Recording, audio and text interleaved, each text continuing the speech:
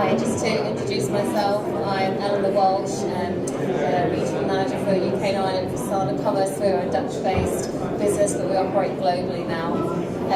So I want to talk 15 minutes very briefly on why being online is so important, particularly in the manufacturing industry. Look about our product alongside SAP and Dynamics, and also what your customers are requiring from you from an online presence.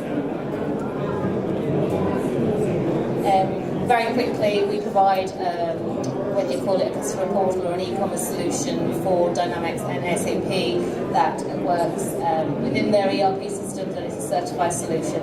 But I don't think we're really that interested in that. So I wanted to start by, probably enough of us here, a poll. So can you all get your mobile phones out? And I need you to go onto www.menti.com and put in the code 378912. If you get to 378912, you should get a question about how relevant is e-commerce for your business. The options, does it come up? Yeah? So the options are not at all relevant, a little relevant, the potential to be relevant, already relevant, or central to my business. So if you can vote now, we can just see the results on the screen.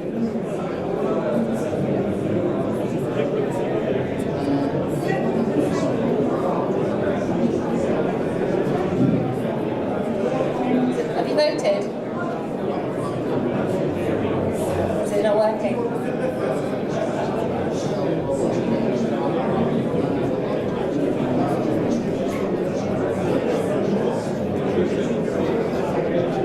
No, you don't need to put a space, just put the code in.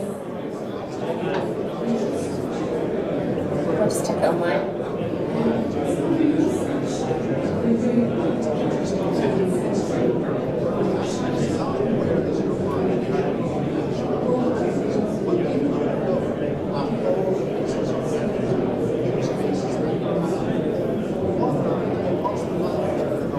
No, technology great when it works. Somebody's probably changed the code.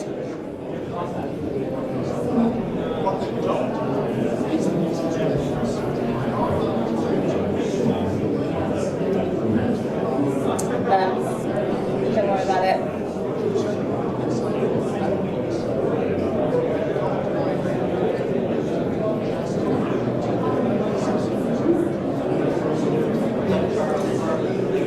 Okay, so why is being online so important, particularly if you're a manufacturer? You're a manufacturer that probably sells complicated products to other companies.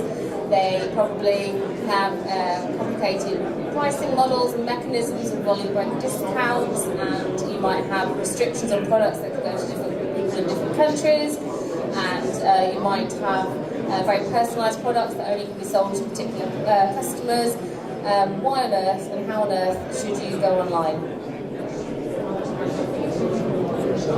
Well, primarily, let's just think about how we behave in real life. 80% of all purchases across consumer and businesses start with an online search. So if you don't have a presence on there, if you don't have some sort of online catalogue, they're not going to find you in the first place. But for the reasons I mentioned before, it is very complicated for manufacturers to be able to get online and offer a real customer portal with real value to their customers. There are really a couple of reasons for this. A lot of it is because of the disconnect between your online presence, your platform, and your ERP system, where all your data and your business logic is stored. And then your web store often doesn't have the ability to take that information to optimise the customer experience online, because it is so important that every time you interact with the customer, every touch point is the same experience to the customer. Because you have to think from within a customer-centric viewpoint. Although you are trading with more big businesses, it doesn't matter, because actually we're all still people. We're all still the same people that buy our shopping online, do our Amazon shops. We expect that same experience. And so really, it's not about the technology, it's about customer centricity. And another one quickly I'm going to whiz through because we're going to run out of time. It's not about buying solutions, it's about thinking with a digital mindset and thinking about where your customers are going to want to interact with you, how they will, what information they need, what information they want, so that you can optimise the experience. So Sana works alongside SAP and the Microsoft Dynamics stack for ERP. The way that we work is probably to explain first of all how generally we try and put ERP and e-commerce together. So you'll have your ERP system, you'll have all your data in there, all your pricing, your stock, your products, your customers, your order history, and your shipping addresses, all that kind of stuff.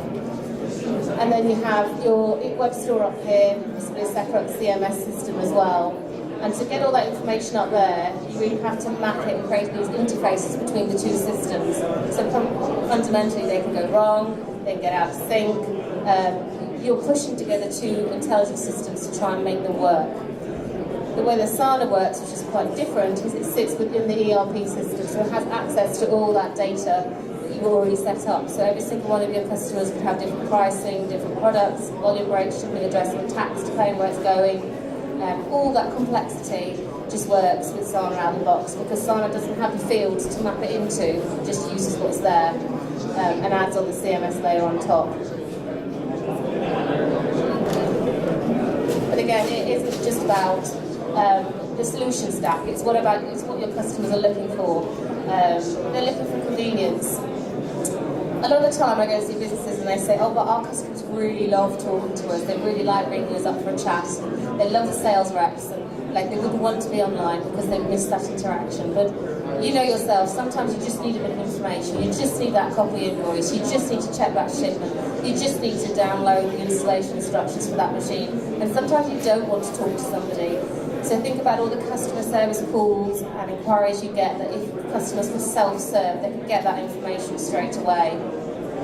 They also expect a true omni-channel experience. So if they ring you and they ask for pricing, if the sales rep comes and they ask for pricing, if they go online and they ask for pricing, it's exactly the same throughout all the different channels that you might interact with them.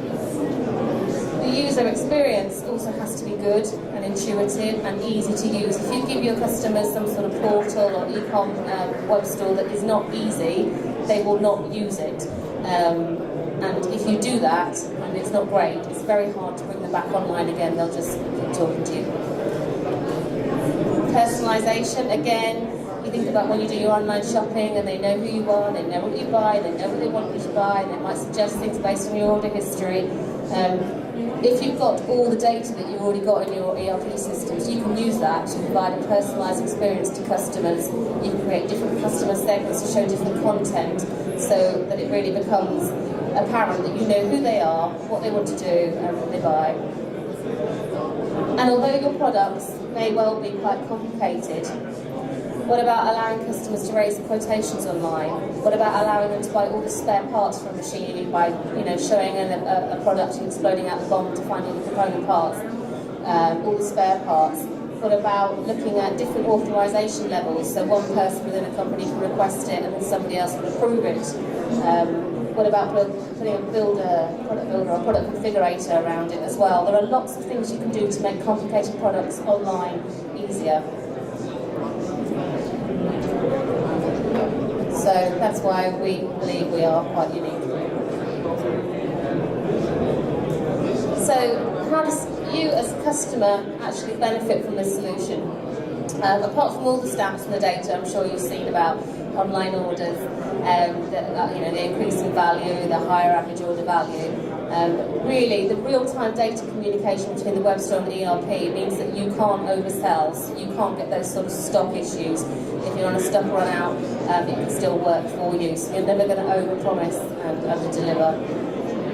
The less people touch orders and transactions in your system, the less errors there are. So if you can get maybe all your spare parts which have very low margin, and really need to be there for the customers, fairly low value. If you can get them going through the system without anybody touching them, you're going to minimise the error, but also you're going to reduce your sales ops cost.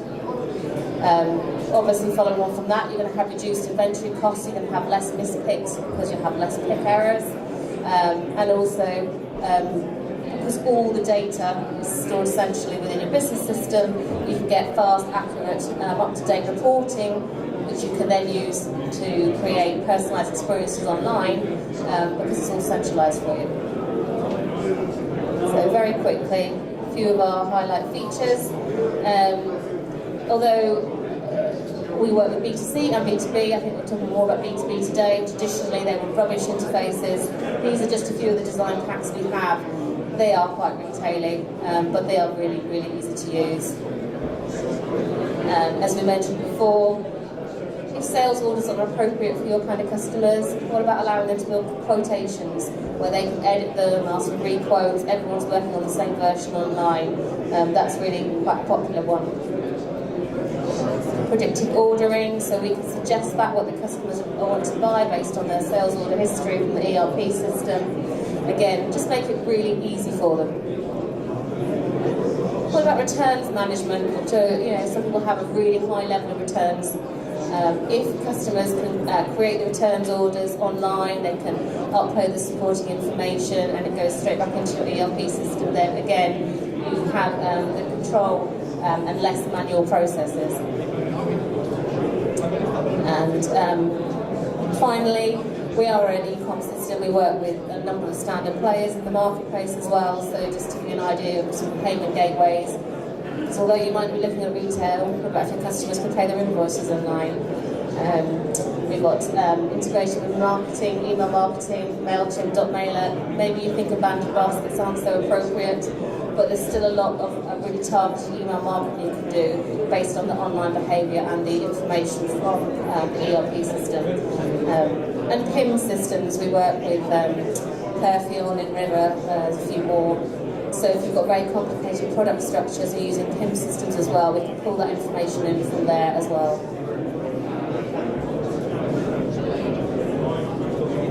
So that was a real whistle-stop tour, and I'm really sorry about the Mentimeter. That's the first time it's ever let me down. But if you've any other questions on it, or if you fancy a beach ball or a pair of sunglasses, we don't want to bring them back to Manchester. We're just around the corner, and there's our contact details there. Thank you.